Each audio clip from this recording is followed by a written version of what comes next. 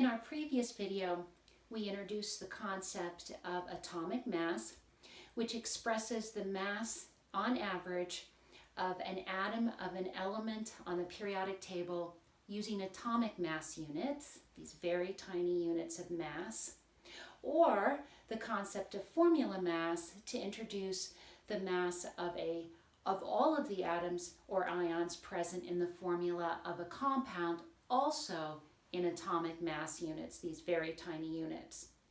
The problem is we can't see individual atoms or ions, and we certainly don't have any balances sensitive enough to measure such tiny units of mass expressed by an atomic mass unit. So to solve that problem, we're going to introduce the concept called the mole. Not the furry little creature that buries and burrows in the ground, but a mole concept important to chemists. Definition of the mole: that quantity of a substance which has a mass equal to the molar mass of the substance in grams and contains Avogadro's number of objects. And what objects are we talking about? Objects that a chemist would be interested in talking about: atoms or molecules or ions, or if you're talking about an ionic compound, formula units, the number of ions represented in the simplest whole number ratio formula for the compound. So these are the types of objects that chemists are interested in studying and measuring. Now, in order to understand the definition of a mole, we need to take a look at the two important topics that are linked together in the definition. The first is molar mass. What is that?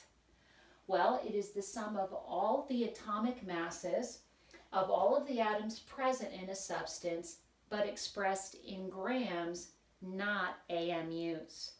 So if we're looking at elements, it's the atomic mass of the element that we mentioned is listed on the periodic table, but expressed in grams instead of AMUs. So clearly, if we're talking about gram amounts, we're talking about quantities way bigger than just one individual atom.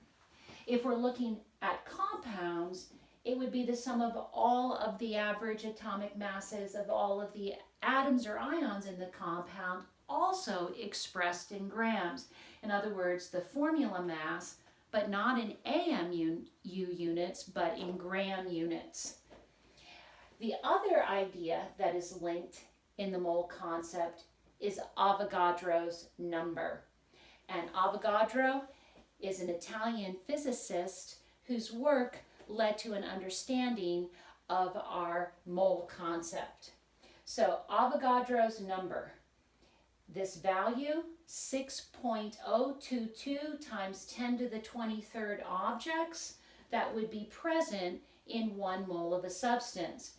And notice I'm telling you that this number needs to be committed to your memory. It would not be provided to you on a quiz or an exam. You need to know it, expressed here as a measured number to 4 significant figures. So essentially, we're trying to link this idea of mass and number of objects in the mole concept.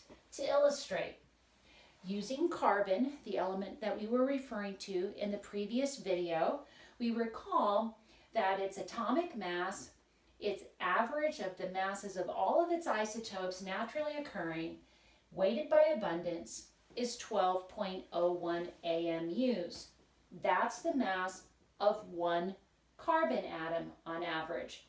But this is way too small a mass unit for us to measure in the lab, and we can't even see single individual carbon atoms. So we're kind of stuck here with this in that we can't see or measure it. But we can use the mole concept. 1 mole of carbon would have a mass equal to the atomic mass expressed in grams, and that we can definitely measure in the lab on a balance. And if we know that we have that mass of carbon present, 12.01 grams, then we know that it contains Avogadro's number of carbon atoms, 6.022 times 10 to the 23rd, a tremendously large number for us to wrap our minds around, but it's a lot, a huge amount. So looking at these equalities, I see that we can write conversion factors from them. So relating the mass in grams of carbon to 1 mole of carbon, I can write this conversion factor, which is a molar mass conversion expressed in grams per mole. 1 mole of carbon has a mass of 12.01 grams. And I also know that 1 mole of carbon contains 6.022 times 10 to the 23rd carbon atoms. So what we're doing here is coming up with a system where we can count objects way too small for us to see with our eye. We can count them by weighing them, or technically the better term is massing them. We can count them by massing them or weighing them. And let's illustrate with a sample problem. How many carbon atoms are present in 15 grams of carbon? If you had a carbon sample that you know, like soot, which was pure carbon, or a carbon briquette, pure carbon, how many carbon atoms would be present in a sample that has a mass of 15 grams? Well, we can use these conversion factors and dimensional analysis to solve that problem. Starting with our 15 gram mass and using the molar mass of carbon, I see that in order for my units to cancel, I'm going to have to take that molar mass and write it in its inverted or flipped form. So I'm expressing it in its inverted or inverse form so that my gram units cancel and I have moles of carbon present in 15 grams of carbon.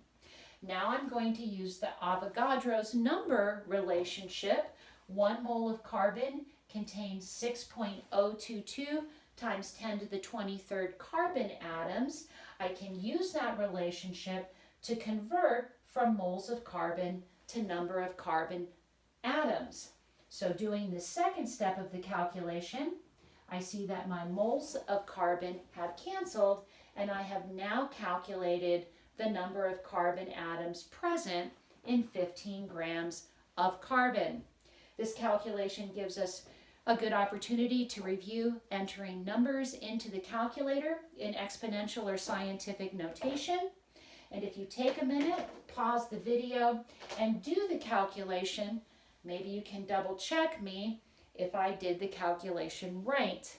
When I entered it in on my calculator, and just double checking my own work, this is an important skill whenever you're doing a quiz or an exam, to make sure that you have the number entered in correctly and you've done the calculation properly. I see here that my initial data has 3 sig figs. Molar masses and Avogadro's number are measured values, so they have experimental uncertainty to them, 4 sig figs and 4 sig figs. So my answer should be expressed with 3 significant figures, and I see here 7.52 times 10 to the 23rd carbon atoms present in 15 grams of carbon. And just like we said before, that's a lot.